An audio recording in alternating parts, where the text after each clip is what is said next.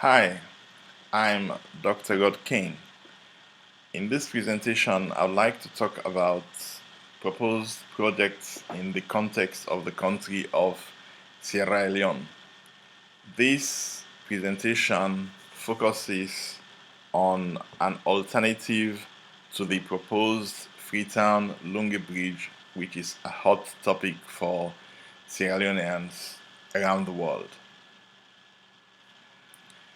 In Sierra Leone, we have got a very big problem, and that is we do not have a framework or tool for rapidly deciding whether a project idea is good or bad. For example, in the Freetown-Lungi project, there are many ideas and discussions, but we do not have a simple way to determine whether that project idea is good or bad. There is a big consequence of not knowing whether a project is good or bad, especially in the initial stages. It often results that projects which were once thought to be very good for the country become white elephants. That should not happen. We should try to develop tools and our thinking so that we can distinguish between good and bad projects. And my own contribution to that is to facilitate business model thinking, or what I would call business model literacy. We should be able to think business models, draw business models, and make very good decisions using business models. And for this, I am proposing a tool of 8 business model questions to facilitate the process. These are the 8 business model questions. And by answering these questions, we can decide whether a project idea is good or bad. I have used 8 business model topics which give an overview of what each question is about. So it starts with a problem or challenge, and it goes through the processes of value creation, value delivery, and value sharing, and most importantly, the profit model for a project. It also discusses the cost effectiveness of the project, of some projects which are non-private, and it also discusses things like the opportunity value as well as failure and risks. So I am presenting an example which will help indicate what one is to do.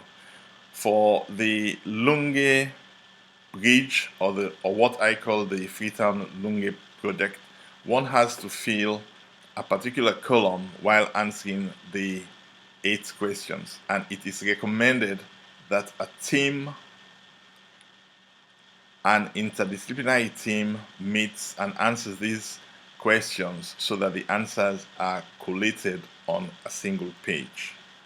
So for the Freetown-Lungi project, a lot of information is not currently available, but I have put in some with regard to question 5. For example, the economic span of the lifespan of the bridge is regarded as 25 years, and the business model or profit model is using shadow bridge tolls, which will involve charges by passengers as well as levies on property in the catchment area of the Lungi Bridge Program. The estimated cost of the project is $2 billion. In any project, it's good to consider alternatives, and in this case, the alternative that I am suggesting is what I call a provinces counter-magnet, and that project has got 3 objectives. It aims to rapidly improve the quality of residence in the provinces. It would help develop medium-sized cities like Bo, Makeni, etc. And also it would help to decongest Freetown. This is a completed set of questions for the provinces counter-magnet strategy.